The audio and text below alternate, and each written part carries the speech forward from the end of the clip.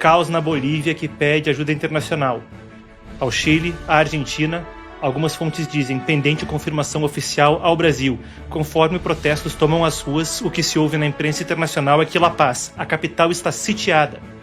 O presidente, Rodrigo Paz, fala mesmo que em solidariedade à população, ele e os ministros cortarão 50% do salário.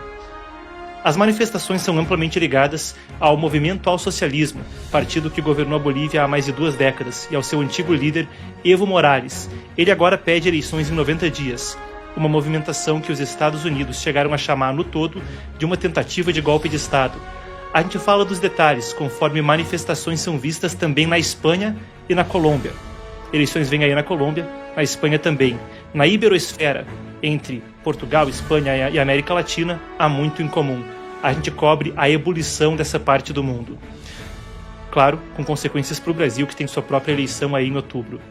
E falando nela, cobrimos também a visita de Flávio Bolsonaro aos Estados Unidos. O senador e pré-candidato à presidência está agora em Washington. Aguarda-se até a possibilidade de um encontro não confirmado com o presidente americano Donald Trump. Discutimos atualizações do Irã enquanto isso, e ainda, a China cerca Taiwan com mais de 100 embarcações, segundo diz o ministro das Relações Exteriores da ilha. Isso com a sombra ainda de que a ilha possa não receber uma imensa venda de armas, depois do encontro entre Xi Jinping e Donald Trump.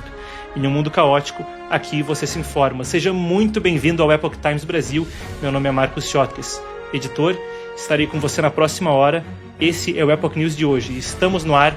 Daniel, chama a transição e seguimos juntos. Antes, curta, comente e compartilhe para que esse vídeo chegue a mais pessoas. A gente começa pela Bolívia.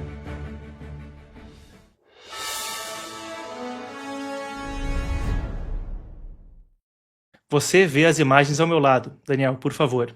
Seguimos desdobrando o que a imprensa internacional tem chamado de um sítio, a capital da cidade, La Paz. Estradas bloqueadas, pessoas com dificuldade, claro, em função disso, de conseguir suprimentos. Sindicatos participando e ampla tensão política.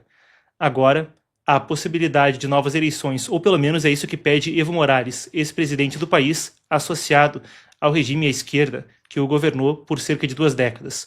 A gente desdobra os detalhes conforme agora, há quase um mês, se vê protestos violentos e caos na Bolívia, o país vizinho. Uma coisa com muito a ver sobre a América Latina. Seguimos adiante então pelo seguinte: Evo Morales, ex-presidente, pede novas eleições em meio à tensão. Bloqueios, disputas internacionais entre o ex-presidente à esquerda e o governo à centro-direita de Rodrigo Paz estão no cerne disso tudo. Morales agora defende a convocação de novas eleições em até 90 dias, em meio ao aumento dos protestos violentos e à fragmentação do campo político. A gente tem aqui aspas, então, para Evo Morales no seu programa semanal na rádio, espero que eu pronuncie corretamente, é um novo indígena, Kafsachun Coca, ou Coca, afinal de contas, ele vem dos sindicatos dos cocaleiros. Aspas para Morales em meio ao caos. Paz tem 2 caminhos, se refere ao presidente atual. Uma decisão suicida, militarizar ou a pacificação, transição, eleição em 90 dias. Para que não haja mortos, para que não haja feridos, a pacificação passa por sua renúncia e que um presidente de transição convoque eleições nesse prazo. Isso é o que disse Evo Morales em meio ao caos. O atual presidente, Rodrigo Paz, afirma que os protestos fazem parte de uma tentativa de desestabilização institucional. Ele enquadra essa crise como uma expressão de um processo de transição depois de 20 anos de governos socialistas. Em breve recapitulação, o MAS, Movimento ao Socialismo, governou a Bolívia por 2 décadas. Primeiro com Evo Morales, esse mesmo ex-presidente associado aos protestos, e depois com o homem que foi seu ministro da Economia, Luiz Arce. A herança é complicada. Conforme a Bolívia busca se reerguer economicamente, agora foi precisamente uma crise econômica que desencadeou esses protestos. O que sustenta o governo atual? Paz diz que esse país atravessa uma disputa entre a continuidade e a ruptura histórica. A gente tem as palavras dele em 2 ocasiões recentemente. Uma hoje a Bloomberg, então revista internacional, outra em um pronunciamento que ele fez à nação. A gente deve ter aqui então, retirado da entrevista da Bloomberg. Temos as falas dele, Daniel, por favor. Aqui ao lado você confere então o que foi dito, as aspas dele estão na tela, eu destaco algumas delas. Há muitos interesses internos e externos em jogo para que essa democracia fracasse. Seguindo, ele fala que esses interesses visam minar a democracia e criar desordem regional. Ele segue, a questão é se a democracia na Bolívia é viável ou não. conforme fala mesmo que isso aviltaria contra a vontade da população que o elegeu. Completa. O passado se recusa a ceder espaço ao presente e ao futuro, e isso faz parte do conflito que estamos vivenciando. Nosso governo representa um encerramento de um ciclo de governança de 20 anos. A transição não será fácil, mas é claramente o caminho certo para liberar as forças produtivas da Bolívia, que ele diz estariam então estagnadas na herança do MAS. A gente pode voltar com a imagem dos protestos, afinal de contas, é o que mais se interessa quando se discute um assunto como esse. Mas, nesse entremeio, destaco mais algumas das falas de Rodrigo Paz hoje cedo. Ele fez um pronunciamento à nação no qual dizia que estaria cortando o próprio salário e o salário dos seus ministros em 50% em solidariedade à população.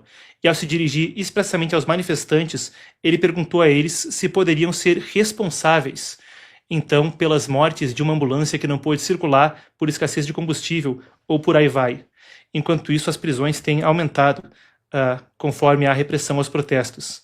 Agora, eu quero entrar em detalhes com vocês em um pouco mais para a gente entender do que se tratam os manifestantes, quem são essas pessoas e como isso escalou para a situação atual. O Infobae, ou Infobay, dependendo de como se pronuncia, é um portal argentino. É o portal mais lido em língua espanhola aqui da América Latina. Talvez aquele que seja mais acessado nos países vizinhos. A Argentina nem se fala, mas também por toda a América Latina. Ao meu lado você confere um infográfico produzido por eles, onde, após uma investigação sobre quem seriam os manifestantes, eles compilaram o seguinte, dizendo então que o ex-presidente Evo Morales justificou os bloqueios e protestos que afetam a Bolívia, considerando que representavam uma sublevação popular contra as políticas do atual mandatário. Enquanto eu já vou entrar em detalhes sobre o que se tem de confirmação do envolvimento de Morales, se vê que ele é um dos que convoca os protestos, apoia os setores mobilizados e exigem a denúncia de Rodrigo Paz. Enquanto isso, Infobay pontua os impactos, protestos com bloqueios, enfrentamento com a polícia, ataques e saques a instalações públicas, que também se viu, e a escassez e o desabastecimento. Volta comigo, Daniel. A questão do desabastecimento, claro, é óbvia. Afinal de contas, além das imagens, isso envolve ainda mesmo a questão do bloqueio de estradas que a gente tem noticiado amplamente. Sem querer me repetir, eu vou revisitar algumas das questões que a gente havia dito anteriormente. Em reportagens anteriores, a gente falava sobre quem eram essas organizações. E, de fato, muitas delas têm uma ligação histórica com o MAS. Evo Morales surgiu em meio aos sindicatos cocaleiros das plantações e coleta da planta de coca.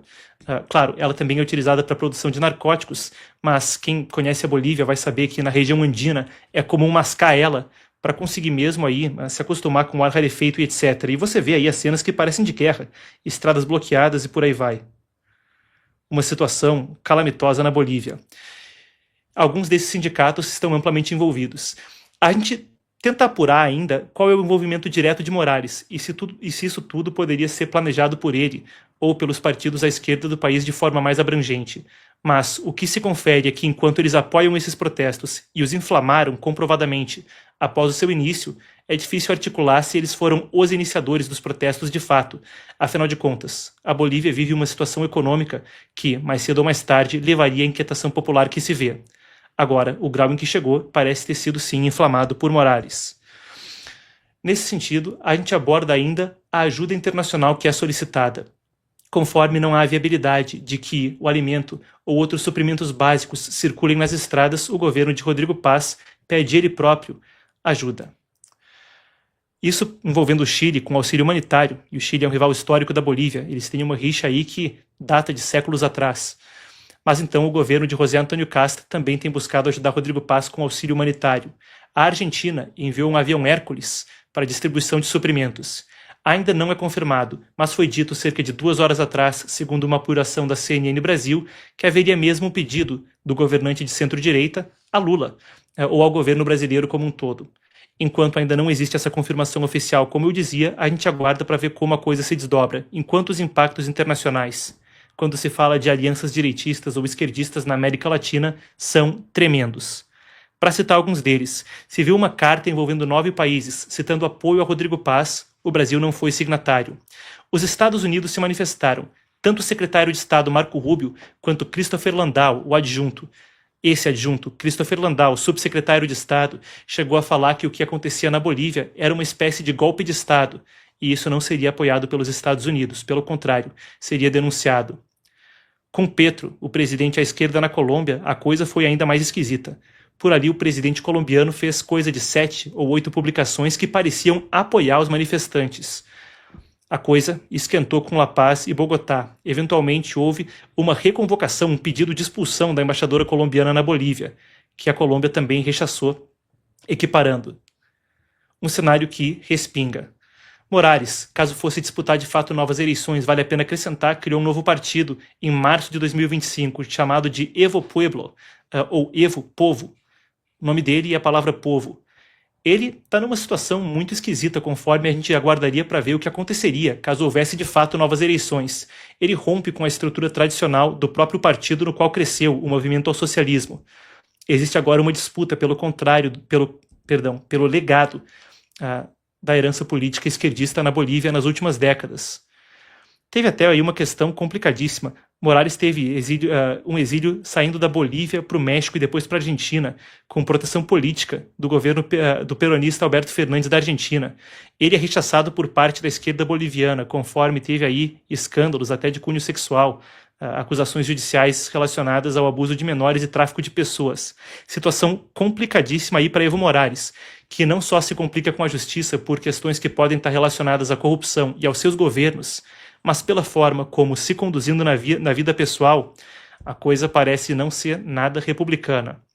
O MAS, para completar, também tem acusações que envolvem até narcotráfico e aliança com o que há de pior de crime no continente. Bem, esse é um panorama sobre o momento da crise na Bolívia. A gente puxa o fio do novelo para expandir isso e entender como algumas das questões ora discutidas ali também podem ter impactos mais amplos. Hoje mais cedo até, quando eu fazia reunião de pauta, falava com os outros jornalistas no EPOC sobre o conceito da iberosfera. Iberosfera, a gente se explica pela questão de língua espanhola e portuguesa, pensa na Península Ibérica e na América Latina. E parece que esse tipo de crise política tem alguns paralelos no mundo. E eu também quero cobrir isso com vocês, abordando, como eu disse, esse fio do novelo do que acontece na Bolívia, para pontuar que as mesmas questões, ou questões análogas, com aspectos parecidos, pontuam outras crises. Por um ponto, a gente pode falar a respeito da Colômbia, onde nesse final de semana a gente aguarda, agora no domingo, eleições presidenciais. Gustavo Petro não tem como concorrer à reeleição, na Colômbia não há 2 termos agora, isso aí é uma coisa que foi descartada, coisa de 10 anos atrás. Agora, para ele eleger um sucessor, existe um debate ferrenho. E o cenário não é favorável para ele no momento, com protestos contra o governo do primeiro presidente de esquerda da Colômbia. Abelardo de la Espriella é um dos favoritos aí para essa eleição que vem à tona e já é tido como seguro em um segundo turno. É o candidato linha dura contra o crime, amplo crítico de Gustavo Petro. Esse tipo de situação, quando se fala de postura quanto à economia, alinhamento geopolítico e segurança pública são coisas que extrapolam o que acontece na Bolívia e acabam por pontuar o que a gente pode aguardar da Colômbia. Você tem eleições no próximo final de semana, nesse se viu protestos contra Petro e ainda uma situação na qual se protestava, melhor dizendo, se congregavam os aliados dos atuais presidenciáveis do país. Esse é um ponto. Mas indo da Colômbia para a capital do país que a colonizou, Madrid, na Espanha, também há protestos contra Pedro Sánchez. Lá se vê aí, especialmente gente ligada ao partido Vox, direitista na Espanha, e ao think tank Fundación Disencio, defendendo maior coordenação entre forças políticas direitistas, tanto por lá, na Espanha, quanto na América Latina. Agora a gente aguarda para ver também o que vem à tona na Colômbia. Melhor dizendo, na Espanha, onde, se há esses protestos por ali, são milhares de pessoas marchando para exigir a renúncia do premier Pedro Sánchez. Explicando, tá? Só para ter uma correção quanto à questão de terminologia, quanto à questão dos nomes. O cargo que o Pedro Sánchez exerce é na prática de primeiro-ministro, entretanto ele é chamado de presidente do governo, ali em termos do nome que se usa na Espanha. Bom, é um socialista que sofre também acusações de corrupção e críticas à coalizão governista. As manifestações ali em Madrid ocorrem num contexto de tensão parlamentar e disputa sobre a tal governabilidade, polarização entre governo e oposição e um ambiente de desgaste institucional. Bem, questões que eu havia citado anteriormente, crime organizado, economia, polarização, permeando A Bolívia, no caso mais grave e notório, onde se acusa até um golpe de Estado de grupos à esquerda por parte dos... Bem, os Estados Unidos acusam um golpe de Estado por parte de grupos à esquerda ligados ao movimento ao socialismo de Evo Morales. Expandindo esse panorama, pautas parecidas na Colômbia, na Espanha e o Brasil, ele próprio, tem nas entrelinhas disso tudo eleições vindo em outubro. Uma iniciativa que, claro, estou me confundindo, pessoal, mas uma situação que, claro, traz esse fio condutor de pautas prioritárias que parecem atravessar uma região abrangente do mundo. Um diálogo que extrapola as nossas fronteiras e passa aí pela região e mais adiante na Europa e os Estados Unidos. Com esse gancho de Europa, Estados Unidos e eleições vindo adiante no Brasil, eu cubro a seguir com você a agenda de Flávio Bolsonaro nos Estados Unidos. O pré-candidato à presidência viaja a Washington, chegou por ali hoje. Vai se encontrar com Trump? Isso é o que a gente aguarda para descobrir, conforme não há agenda confirmada. Mas passo com você pelos detalhes na sequência do que se sabe até agora e o que estamos de olho para descobrir amanhã, quando seria a suposta reunião entre o presidente americano e o candidato ou pré-candidato a ser o próximo presidente brasileiro. Daniel, chama a transição. Vamos lá então falar sobre Flávio em Washington.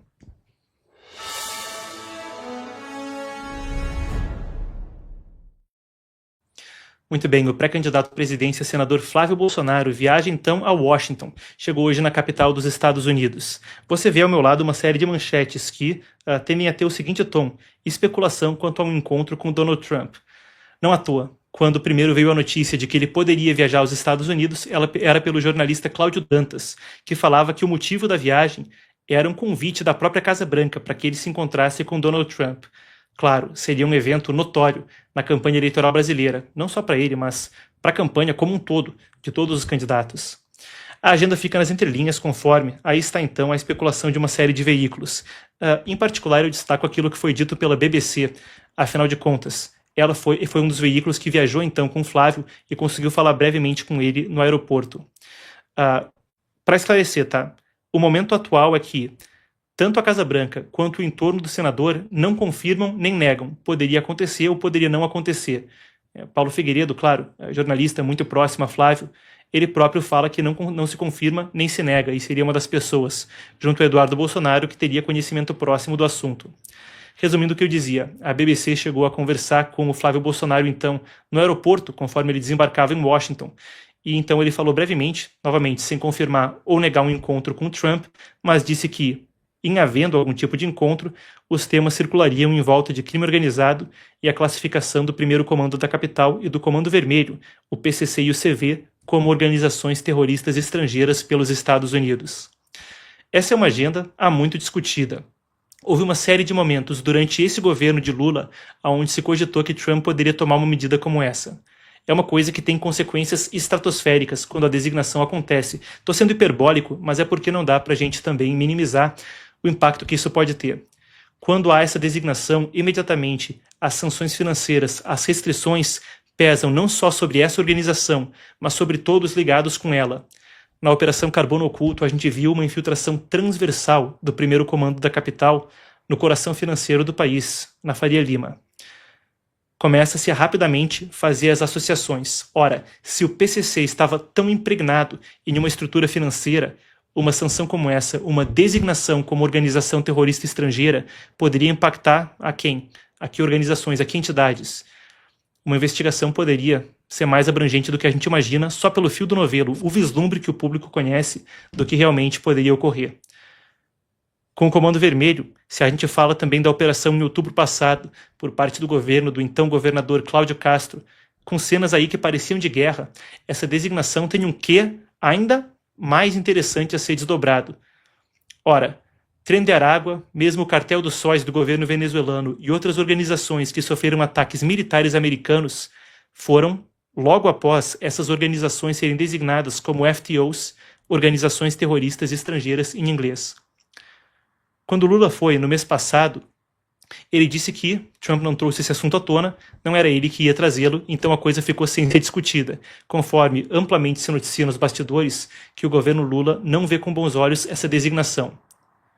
Bem, é um ponto que estaria na agenda, conforme uma eventual troca de governo no Brasil também poderia implicar uma cooperação maior precisamente nesse sentido. Isso é pelo menos o que se sabe do que falou Flávio Bolsonaro no aeroporto quando questionado por esse veículo. Agora, o momento é também delicado e poderia ser, tanto da perspectiva política eleitoral quanto por outras, uma situação que melhoraria a reputação de Flávio. Isso vem um mês mais ou menos. Lula foi no dia 7 de maio, não é isso? Então o presidente brasileiro atual esteve ali no dia 7 de maio. Uma visita da qual a gente ainda aguarda as repercussões. Eu tenho aqui uma publicação do escritório do Jameson Greer, que é então o representante comercial dos Estados Unidos, que falou que atualmente, isso foi coisa de uma semana atrás, falou que atualmente os burocratas dos dois lados então discutem como prosseguir. Apesar de Lula ter falado e os ministros que foram com ele todos terem ecoado esse sentimento de que a reunião foi positiva, na prática, Trump não cedeu em termos de tarifas e disse para que aquilo fosse revisado com os burocratas para mais resultados nas semanas adiante. Estamos nesse prazo de espera, conforme Flávio iria ali. O próprio Lula foi, vale a pena fazer uma analogia, depois de uma série de derrotas que lhe complicavam politicamente. Numa mesma semana, até em 2 dias consecutivos, teve a primeira vez onde uma indicação para ministro do STF foi negada pelo Congresso desde 1894. Na sequência, derrubado o seu veto ao PL da dosimetria. Naquela sequência onde a coisa não parecia boa para o petista, ele foi para os Estados Unidos. E partindo dos resultados concretos para a questão de análise política, muita gente dizia que talvez uma boa reunião com Trump, e ele pelo menos disse que assim foi, teria alguma consequência para conseguir melhorar a sua reputação politicamente. Flávio vai ele próprio depois de um momento delicado para a campanha, após os áudios vazados então aonde ele chamava Daniel Vorcaro, agora uma das figuras envolvidas no que pode ser o maior dos maiores esquemas envolvendo corrupção e picaretagem na história do Brasil.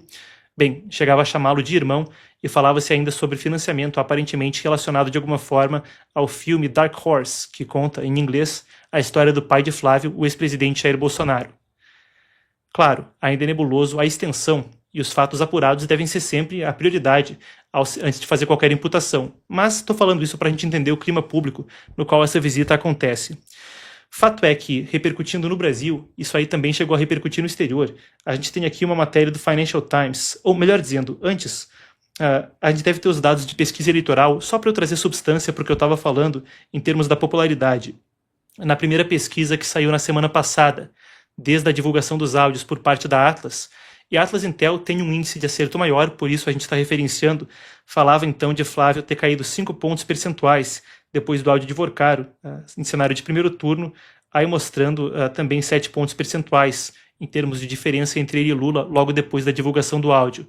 Chegou até a se especular que poderia haver eventual troca de candidato, uma coisa que tanto o PL negou quanto Eduardo Bolsonaro e outros aliados de Flávio. O ponto que eu fazia é que também, enquanto isso, no exterior a coisa pegou muito mal. Essa é uma matéria de hoje do Financial Times, que enquanto criticado por direitistas, por ser um jornal alinhado à esquerda, ele é o jornal mais lido provavelmente pelas elites mundo afora. E aí também fez aí uma fala nada elogiosa a respeito da situação do filme, citando os áudios de Vorcaro. Uma situação aonde, se Flávio conseguisse de fato a reunião, poderia tentar mudar esse cenário. Agora, a ver, uma candidatura alinhada com Trump, claro, seria de interesse dos Estados Unidos, que busca aprofundar o combate ao narcotráfico e a reversão da posição geopolítica de China, Rússia e Irã na América Latina. Agora, a gente aguarda para ver se, falando dos adversários dos Estados Unidos, essa reunião vai para frente. Afinal de contas, uma das preocupações que era especulada nas matérias que a gente mostrou na primeira imagem dessa reportagem era que, com atenção sobre o Irã, para Flávio ficasse mais delicado conseguir a agenda que gostaria com Trump. Ele chegou a cancelar, o presidente americano, uma viagem às Bahamas para o casamento do filho Don Jr. Voltou correndo para a Casa Branca, aparentemente para reuniões relacionadas ao Irã. Então, é um momento delicado na agenda do presidente americano. A gente aguarda para ver se vai sair a tal reunião. Agora, um acréscimo aí, antes de eu seguir a reportagem, tá? Se houver a reunião e se houver transmissão pela Casa Branca, você vai acompanhar aqui conosco com tradução simultânea, então fica de olho. Se ocorrer, vai ser amanhã. Um último ponto antes da gente fechar.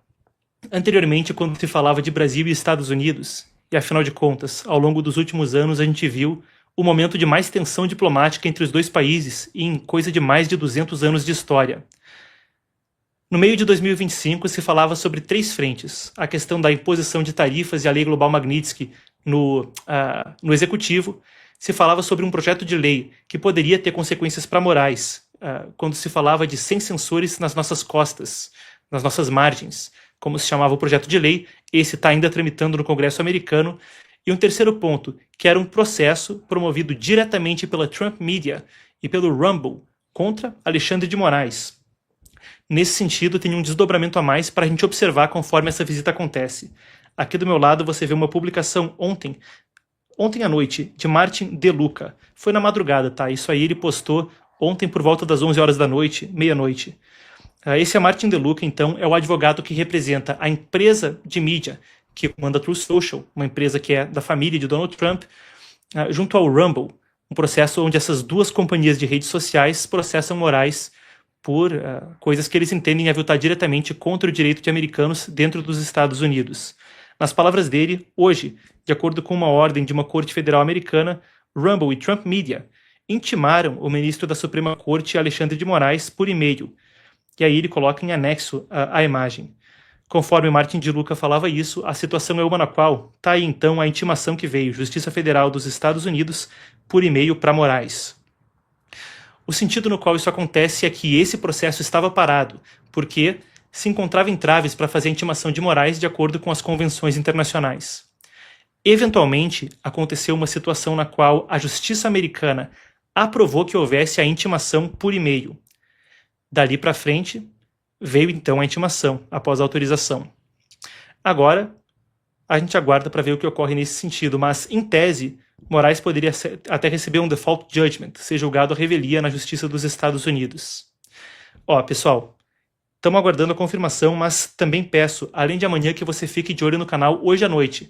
Estamos organizando uma entrevista com o Martin De Luca, advogado nesse caso. Ele fala português, conhece muito bem o Brasil, então é possível que hoje, por volta das 9 da noite, consigamos entrevistá-lo a respeito desse caso. Para você que não é inscrito, esteja inscrito, acione as notificações, a gente aguarda ansiosamente que a entrevista possa acontecer. Muito bem. Se eu falava a respeito até da questão dos Estados Unidos e do Irã, e isso ser um obstáculo na agenda, eu vou pontuar com vocês, então... um instante, por favor, pessoal, estou recebendo informação aqui. Quero ver se tem alguma questão urgente. Não, tudo tranquilo, então. Bom, muito bem, pessoal. Eu falava agora a respeito de Irã, então na sequência eu desdobro com você, pegando esse gancho, o estado das negociações. Essa é uma pauta que, confesso, às vezes pode até parecer cansada. A gente está num chove não molha, um vai não vai a respeito de negociações de acordo com o Irã. Mas, na sequência, conversamos sobre os últimos desdobramentos. Afinal de contas, agora tem muito mais que só Irã em jogo, conforme Trump pressiona que os países árabes, em um acordo com o Irã, também reconheçam a legitimidade de Israel. Vamos entender que história é essa? Daniel, chama a transição.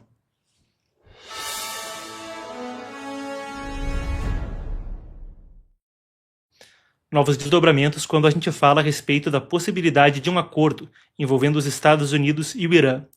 Agora com um que a mais. Isso poderia significar reconhecimento de Israel. E enquanto a coisa é muito complexa, um acordo amplo estaria na mira do presidente americano Donald Trump.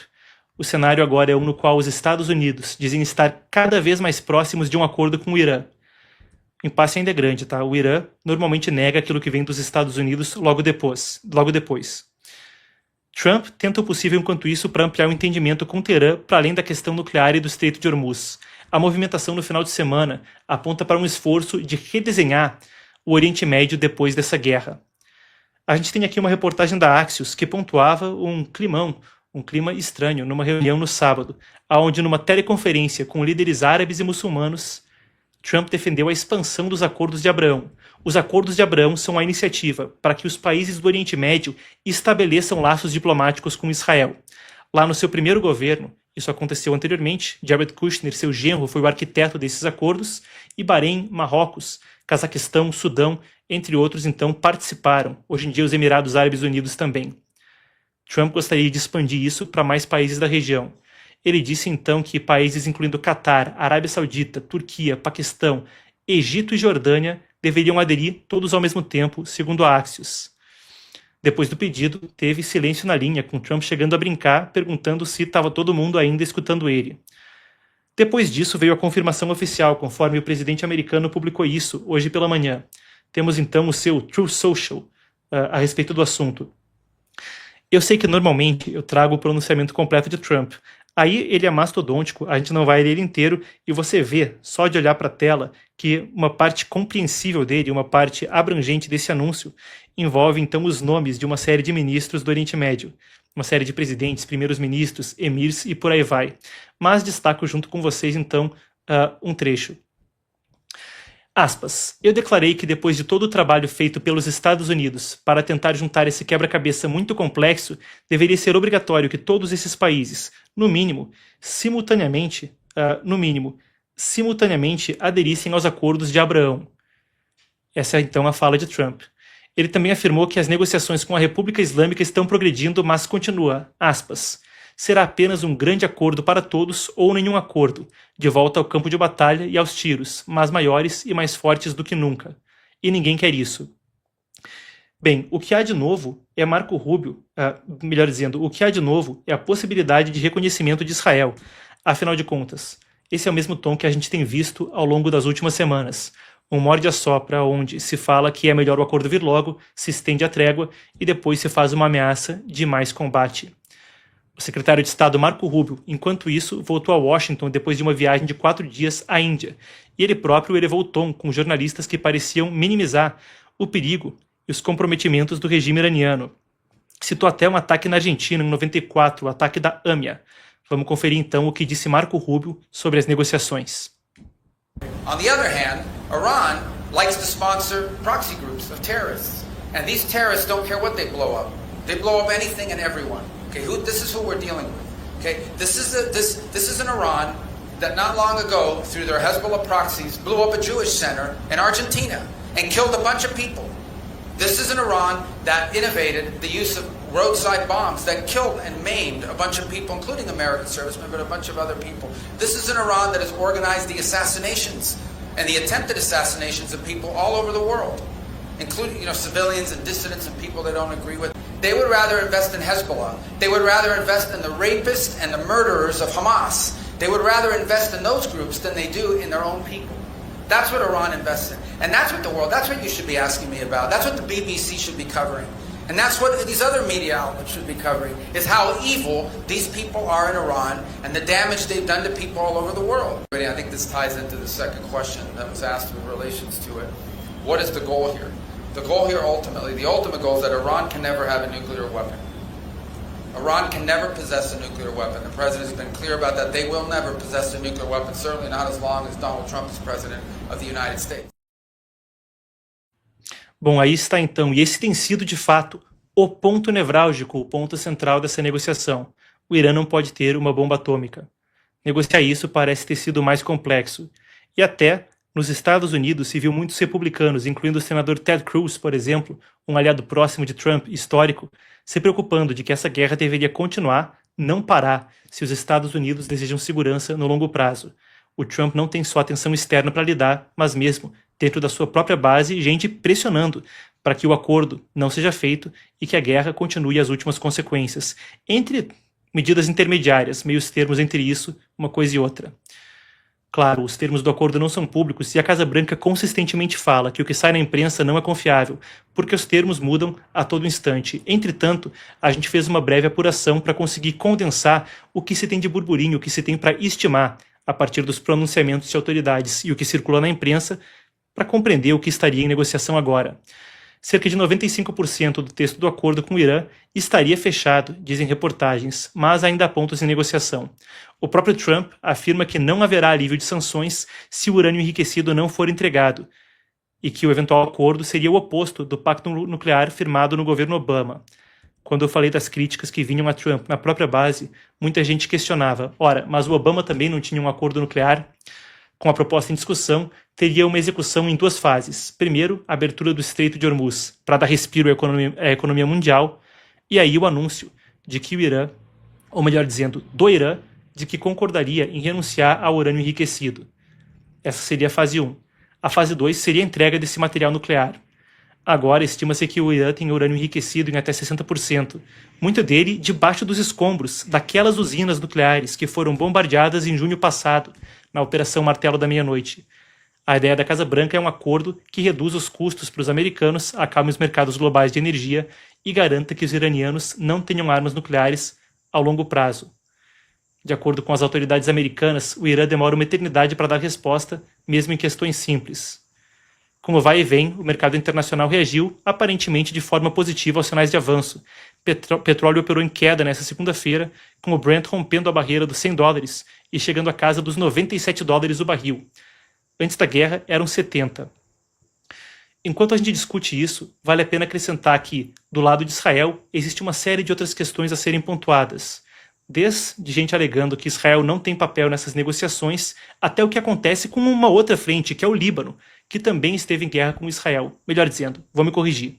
Não o Líbano como país em guerra com Israel, mas a organização terrorista Hezbollah, que começou a atacar Israel em solidariedade ao Irã naquela madrugada de 28 de fevereiro para 1º de março.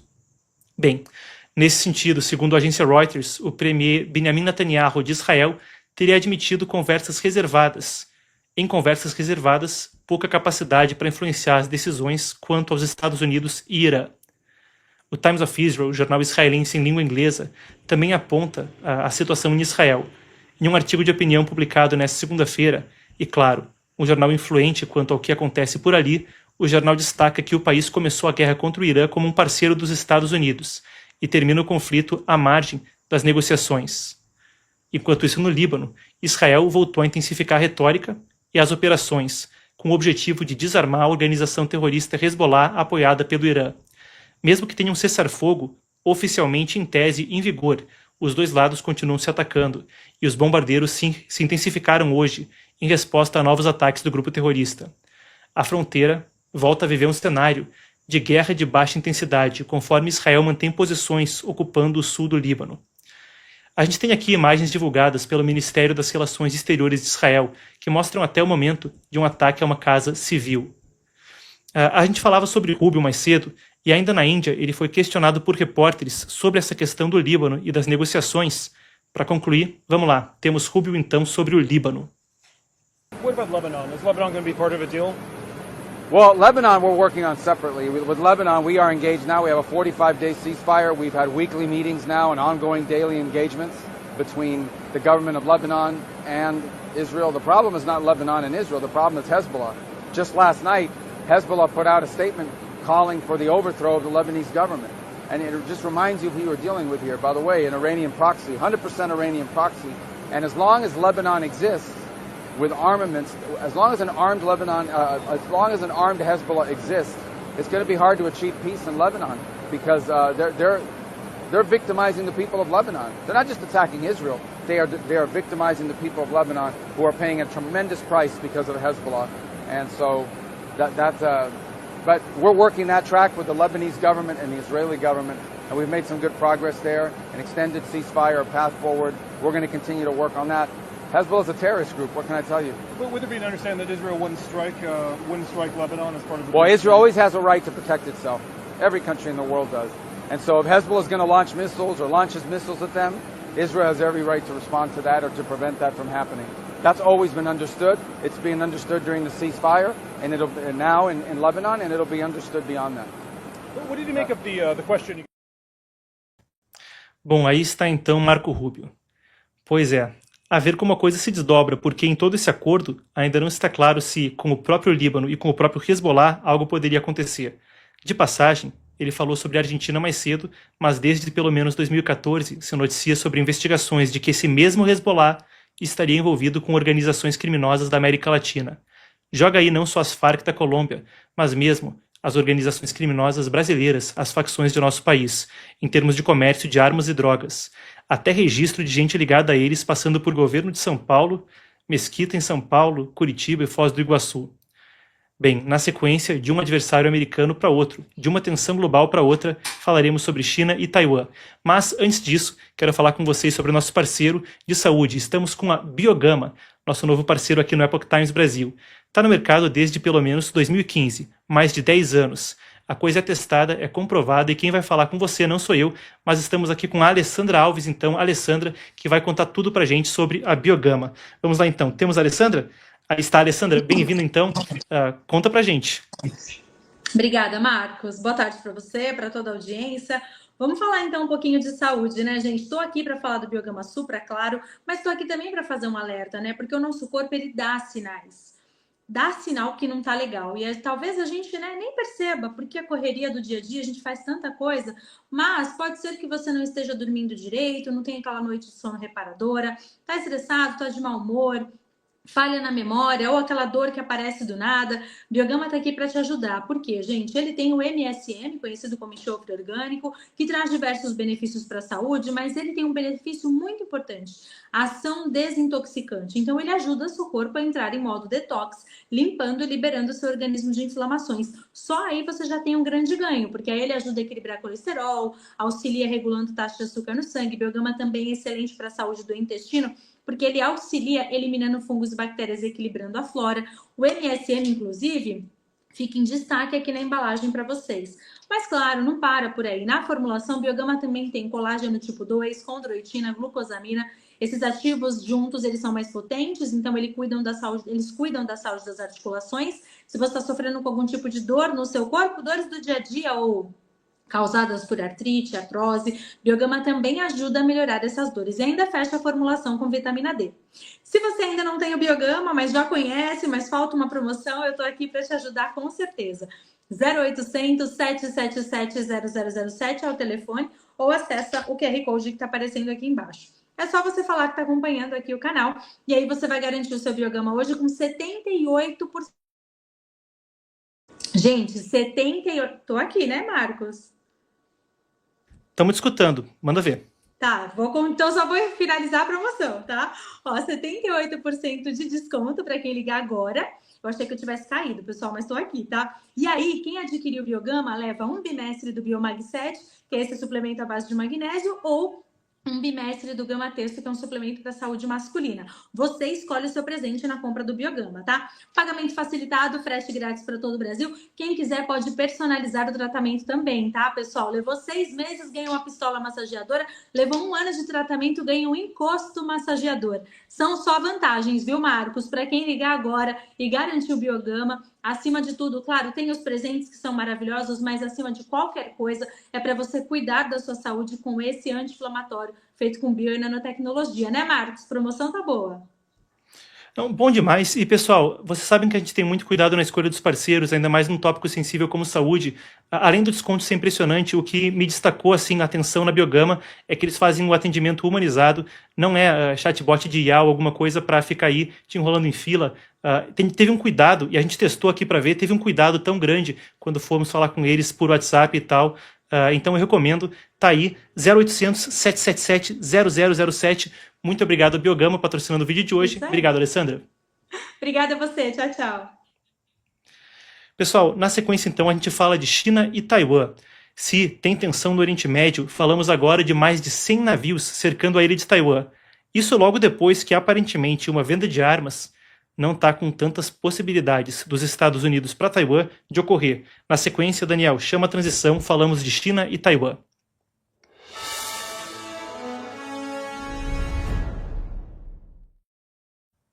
Mais de 100 navios, diz Taipei. A China cerca Taiwan sob a possibilidade de que vendas americanas de armas, vendas recorde, estejam indisponíveis. A notícia agora é a seguinte: pouco após o encontro entre Trump e Xi Jinping, a China mobilizou mais de 100 embarcações nas proximidades da ilha. Isso foi o que disse Joseph Wu, o chefe de segurança nacional de Taiwan, no Ministério das Relações Exteriores, no sábado, dia 23. A gente tem aqui o pronunciamento dele. Nossa inteligência mostra que a China comunista, a PRC, República Popular da China, na sigla em inglês, disponibilizou mais de 100 barcos perto da primeira cadeia de ilhas ao longo dos últimos dias, logo após a cúpula de Pequim. Se refere ao encontro entre Trump e o próprio líder chinês Xi Jinping. Ele complementa isso com uma imagem. Por aí vocês veem um destaque e a imagem é de fato impressionante. Vamos, tela cheia, vale a pena conferir. Por aí você vê então esses clusters, essas amálgamas, esses núcleos de navios na primeira cadeia de ilhas, a chamada primeira cadeia de ilhas no leste da Ásia. As bolhas maiores são mais de 10 navios, as menores ficam aí na casa dos 5. É o que compartilhou então o Ministério das Relações Exteriores de Taiwan nesse final de semana. A primeira cadeia de ilhas é essa série de arquipélagos, então, saindo do Japão, Taiwan até as Filipinas. Enquanto isso, o chefe de segurança acusou a China de destruir o status quo, o modo como as coisas acontecem na região. O timing é essencial. Eu preciso destacar com vocês, e eu pedi que a nossa apuração também produzisse, então, esse trecho dessa audiência no Congresso americano.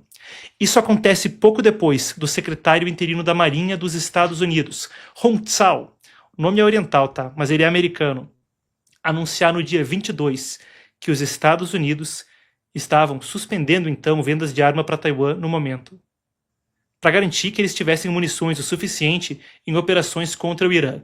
Agora, ele não cravou que essa venda de 14 bilhões, aprovada em janeiro pelo Congresso e aguardando o despacho de Trump, esteja cancelada. Disse que essa decisão seria feita pelo presidente americano, mas disse que no momento a situação era de vendas suspensas. Ficou vago, você vê especificamente o que ele disse. Chairman, I have not spoken to the Taiwanese. However, we have done some foreign military sales to them. It's just right now we're doing a pause in order to make sure we have the munitions we need for Epic Fury, which we have plenty, but we're just making sure we have everything. But then the foreign military sales will continue when the administration deems necessary, sir. Bom, ele falava ali com o senador Mitch McConnell nessa comissão do Senado americano e chegou a pontuar aí, melhor dizendo, o Mitch McConnell, ele próprio, reagiu falando que esse atraso nas entregas poderia enfraquecer a dissuasão na região do Indo-Pacífico. Eu estou aqui com a Manuele Coure, então, a nossa Manu, que lida com Eurásia e análise internacional para a gente entender. Manu, então, primeira coisa, o argumento do governo americano para uma pausa na venda de armas seria, de acordo com o próprio secretário interino da Marinha, de que eles precisariam garantir que armas suficientes vão estar disponíveis para o Irã. Mas o fato é que o timing vem pouco depois do encontro entre Trump e Xi Jinping. Você acredita que a tal pausa possa sinalizar uma mudança de postura dos Estados Unidos quanto ao apoio a Taiwan? Bom, Marcos, muitíssimo boa tarde também para a nossa audiência.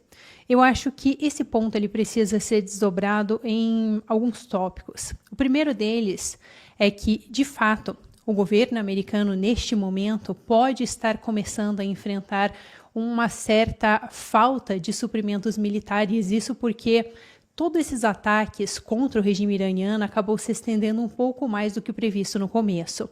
E por que eu digo isso? Porque, além de a gente ver essa movimentação ainda acontecendo ali no Oriente Médio, é um fato que outras entregas de armas do governo americano para aliados já estão atrasadas, como, por exemplo, algumas vendas que o governo americano fez para a própria Taiwan. Atualmente, cerca de 29 bilhões de dólares de vendas de armas que o governo americano já tinha aprovado, eles não conseguiram entregar para a ilha até agora. Além disso, ele já tem uma previsão que cerca de 400 mísseis Tomahawk que eles deveriam entregar para Taiwan, não, para o Japão em breve, também não vão ser entregues justamente por conta, então, do governo americano, da indústria americana não estar dando conta de produzir todos esses armamentos. E vale destacar que algumas reportagens que foram publicadas no início desse ano, um pouquinho depois que essa guerra ali no Irã começou, elas já pontuavam que os aliados americanos ali na Ásia, como, por exemplo, a Coreia do Sul e o Japão, estavam sim começando a se preocupar com essa questão do suprimento de armas americanas, e que isso poderia se tornar algo bem preocupante conforme essa guerra fosse se arrastando. E por que eu coloquei isso? Para a gente entender que pode sim ser realmente o fato de o governo americano não estar conseguindo produzir armas o suficiente. Mas, claro, vale destacar que isso vem realmente em um momento muito delicado, que é logo depois dessa reunião tão importante que o governo americano teve com a China. E até interessante. Manu, você parece ter perdido o áudio, não lhe escuto. Consegue me escutar? Você me escuta agora, Marcos? Perfeito, por favor, Manu. Perfeito. Bom, Novamente não lhe escuto, Manu, parece... Talvez seja alguma questão aqui, mas agora acho que você me escuta, né? Perfeito, aparentemente sim, por favor. Bom, então eu vou recapitular o ponto onde eu estava aqui, eu não sei exatamente onde eu parei, qualquer coisa você me corrige, Marcos. Mas logo depois desse encontro que Donald Trump teve com Xi Jinping, ele chegou a comentar para a mídia que ele ainda iria reavaliar a aprovação desse envio de armas de 14 bilhões para Taiwan, se eles iriam aprovar ou não. E daí depois, então, a gente veio essa declaração dizendo que temporariamente eles vão fazer essa pausa. Por isso, obviamente, existem questionamentos se talvez o governo americano tivesse cedido essa pressão do regime chinês, justamente porque tem vários acordos importantes que eles querem fechar com o regime chinês. Agora, existem esses dois pontos. E eu vou trazer aqui a minha análise sobre a situação de uma perspectiva um pouco mais ampla, que é o seguinte: por mais que talvez exista essa pausa nesse momento, mesmo que ela esteja sim relacionada com talvez uma pressão do Partido Comunista Chinês pelo governo americano querer fechar mais negócios com o regime, ainda assim é muito difícil que no futuro essa aprovação não aconteça. Eu já destaquei aqui no programa algumas vezes o quanto a ilha taiwanesa é importante para o governo americano, tanto pela localização estratégica da ilha, porque se o regime chinês conseguisse tomar a ilha de Taiwan, eles conseguiriam colocar submarinos em águas profundas e levar esses submarinos até os Estados Unidos sem serem percebidos. Além disso, essa tomada de Taiwan poderia representar uma ameaça global para todo o suprimento de chips de alta tecnologia. Só para concluir aqui, uma pesquisa foi publicada no ano passado pelo Rice University Bakery e eles pontuaram nessa pesquisa que se a ilha de Taiwan fosse realmente tomada pelo regime chinês, isso poderia criar uma disrupção na economia que seria ainda pior do que a que foi criada durante a Segunda Guerra Mundial. Isso afetaria não somente o governo americano, mas sim o mundo todo.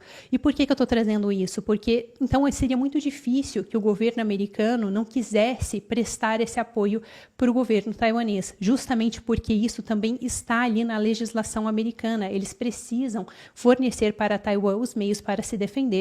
Mas talvez temporariamente eles tenham feito essa pausa para tentar negociar com o regime chinês. Nós não temos todas as informações, mas esses são alguns pontos para considerarmos. Perfeito. Manu, eu quero encerrar com você com mais uma questão. Eu trago aqui algumas das reportagens que a nossa apuração pesquisava mais cedo conforme a gente formatava esse segmento. Uma delas é essa daqui do Washington Post. A guerra no Irã e a China, melhor dizendo, a guerra no Irã e o China Toll, o envolvimento com a China, complica o apoio americano por Taiwan, o que, claro, se expande pelo leste da Ásia, conforme você dizia. Depois, uma exclusiva do Financial Times, que até repercutiu, traduzida na imprensa brasileira mais cedo hoje, falando que Xi Jinping ficou exaltado ao falar sobre a remilitarização na sua cúpula, no seu encontro com Donald Trump. Aspas para o Financial Times. O presidente Xi Jinping criticou a primeira-ministra japonesa Sanae Takaichi pela remilitarização de seu país em uma intensa diatribe durante sua cúpula com Donald Trump, de acordo com 7 pessoas familiarizadas com a reunião em Pequim. Xi ficou intenso e agitado ao discutir o Japão, surpreendendo as autoridades dos Estados Unidos. Aí, então, a reportagem, claro, tudo isso não se confirma publicamente. Entretanto, o burburinho dá para a gente as ferramentas para navegar uma situação de tensão no leste da Ásia. Isso não afeta só Taiwan, mas também outros aliados americanos na região. Então nos dá mais detalhes sobre o panorama da tensão e como esse ponto de Taiwan, como você trazia agora nesse gancho, afeta também de forma mais ampla todo mundo por ali e, por consequência, o mundo, que tem tanto contato econômico com essa parte do planeta. Bom, Marcos, é interessante primeiramente a gente compreender que esses exercícios que aconteceram das mais de 100 embarcações, de acordo então com o governo taiwanês, essa movimentação militar não aconteceu apenas ao redor de Taiwan, aconteceu ao redor ali de toda a primeira cadeia de ilhas, que engloba também o Japão e as Filipinas, ou seja, isso não foi somente uma ameaça para Taiwan, mas também para esses outros aliados americanos. Isso acontece em um momento onde essa própria reportagem do Financial Times trouxe, onde o Japão tem se militarizado cada vez mais, e isso tem assustado bastante o regime chinês. Até interessante porque o que assusta o regime chinês não é somente a militarização do Japão, porque isso já vinha acontecendo nos últimos tempos, desde Shinzo Abe, né, que dizem que Sanae Takaichi era protegida de Shinzo Abe, que era o ex-primeiro-ministro do Japão. Só que é interessante porque nos últimos tempos o Japão não somente tem se militarizado, mas também tem mudado a sua postura quanto a Taiwan, e isso se intensificou muito desde que Sanae Takaichi veio para o poder. No final do ano passado, ela chegou a dizer que o Japão provavelmente teria que se envolver militarmente caso o regime chinês atacasse Taiwan. E esse envolvimento militar, todos nós sabemos que muito provavelmente seria em defesa da ilha de Taiwan. Isso porque o Japão tem rixas históricas com a China e nos últimos relatórios de defesa que o país apresentou, eles colocaram a China como principal adversário e a principal preocupação do país, acima até mesmo da Coreia do Norte. Isso porque alguns anos atrás a Coreia do Norte então liderava esse posto de principal adversário. E se historicamente a gente analisar as relações entre o Japão e a China, dá para compreender o porquê Xi Jinping então estaria com medo dessa militarização do Japão, porque ali durante a Segunda Guerra Mundial eles sofreram muito com esses ataques japoneses, então faz todo sentido. Até interessante porque alguns analistas eles trazem essa percepção de que o regime chinês atualmente tem primeiramente muito medo dos Estados Unidos e em segundo, o maior medo dele seria realmente essa questão da militarização do Japão. E isso acontece em um momento onde não somente o Japão tem se envolvido cada vez mais, mas outros aliados americanos, como, por exemplo, as Filipinas. Inclusive, as Filipinas e o Japão têm assinado vários tratados de cooperação de defesa nos últimos tempos, o que também assusta o regime chinês. Perfeito. Então, Manu, obrigado por ajudar a gente a desdobrar o assunto. A gente fica por aqui no segmento, então na sequência eu falo com você sobre as nossas manchetes do Brasil e do mundo e assunto controverso, tá? Se a gente fala muito de pauta do 6x1, na sequência no nosso giro de notícias tem isso e muito mais para a gente conferir. Vamos lá então, obrigado Manu. Daniel, chama, a gente vai para o giro de notícias, nossas manchetes do Brasil e do mundo.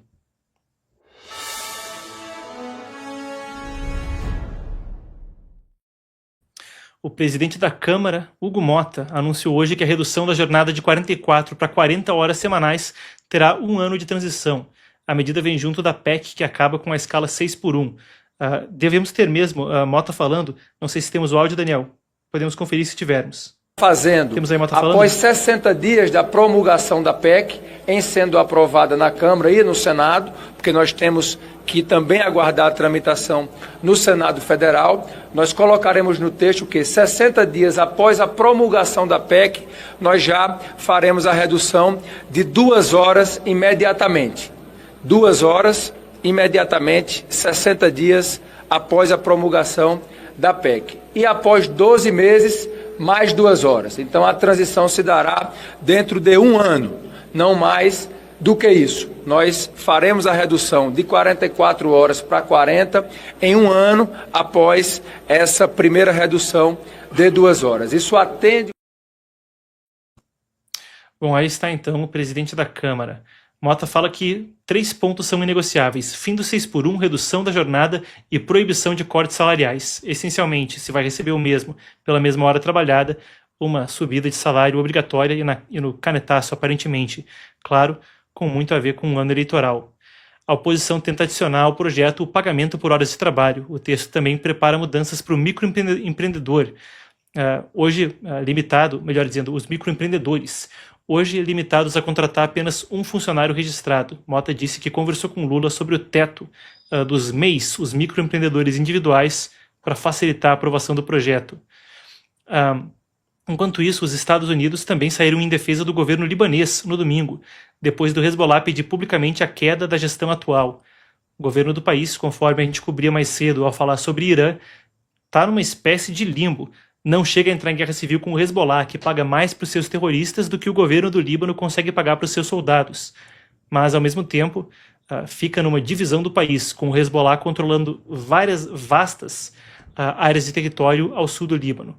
Rubio acusou o grupo de tentar arrastar o Líbano de volta para o caos, em resposta ao discurso do líder do Hezbollah, Naim Qassem, que disse que o povo libanês tem direito de tomar as ruas e tirar o governo. Prosseguindo, a gente fala a respeito então de espionagem. O Irã executou no domingo Mojtaba Kian, não é o Mojtaba Khamenei, é o mesmo primeiro nome. Mojtaba Kian, que foi acusado pelo judiciário iraniano de repassar informações aos Estados Unidos e a Israel durante a guerra. A agência Mizan, ligada ao sistema judicial iraniano, informou que o caso envolvia dados da indústria de defesa. As autoridades não detalharam o processo nem quando Kian foi preso. A notícia vem em meio ao endurecimento das ações internas contra quem for suspeito de colaborar com os governos que são vistos por Teherã como inimigos. Importante agora porque isso aí também tem muito a ver com o futuro. O Papa Leão XIV divulgou hoje a sua primeira encíclica, Magnificat Humanitas, Magnífica Humanidade. dedicada à questão de como lidar com inteligência artificial, a IA. Enquanto, claro, nem todo mundo é católico, é uma situação que o próprio vice-presidente americano, J.D. Vance, disse antes que seria muito influente. E vem num clima onde os chefes, então, da Anthropic, OpenAI e outras empresas que desenvolvem ChatGPT, Claude e por aí vai, estão buscando orientação até em clérigos religiosos sobre como lidar eticamente com a tecnologia. No documento, o Papa cobra regras rígidas para a tecnologia e pede que empresas priorizem o bem comum, não apenas lucro e poder. O Leão XIV, então, afirmou que decisões letais não devem ficar nas mãos de sistemas automatizados, criticou o uso militar da IA. O Vaticano ouviu a Anthropic, mas defendeu supervisão independente a respeito das plataformas. O texto entra no debate global sobre como ferramentas digitais têm avançado rapidamente e como proteger trabalho, segurança e dignidade humana. Interessantíssimo, coisa que a gente vai continuar certamente a monitorar. Agora, interessante até a escolha do nome do Papa Leão XIV. O Leão XIII, que o último Papa a ter esse nome, então, também escolheu, também fez encíclicas que lidavam diretamente com a questão da Revolução Industrial e de como lidar com as tecnologias que surgiam entre o século XIX e o início do século XX. Para concluir, a Organização Mundial da Saúde, a OMS, disse hoje que o surto de hantavírus está controlado por hora, com 12 casos confirmados e 3 mortes. Nenhuma morte nova foi registrada desde 2 de maio. Isso acontece depois daquela crise naquele navio de cruzeiro, onde os passageiros e tripulantes do MV Hondius seguem isolados agora e em monitoramento. Isso aí começou com um viajante na América Latina, e a cepa identificada antes é a única do hantavírus que passa de pessoa para pessoa. Fica aí o registro então. Pessoal, muitíssimo obrigado pela audiência. Foi um prazer e uma honra estar com vocês hoje. A gente está sempre buscando tornar esse programa melhor e, claro, é uma conquista nossa e sua que consigamos pouco a pouco melhorando a qualidade e até atrair aí anunciantes